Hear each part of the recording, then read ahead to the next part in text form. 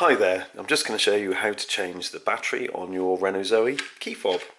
You need a few things, obviously your key fob, a flathead screwdriver and a CR2032 battery, which you can get from obviously over the internet or supermarkets, that kind of thing.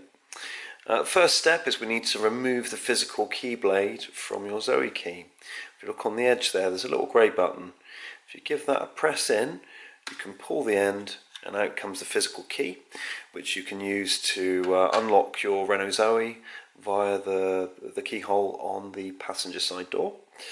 Once that's out, you use your screwdriver to then prise off this round area at the back here by just putting the screwdriver under there, just giving it a little bit of a twist. And there you reveal your battery. Just use your screwdriver to prise that out. And then you place the replacement battery just in there.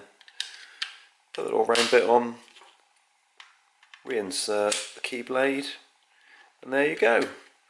One change Zoe battery. Well, thank you for watching.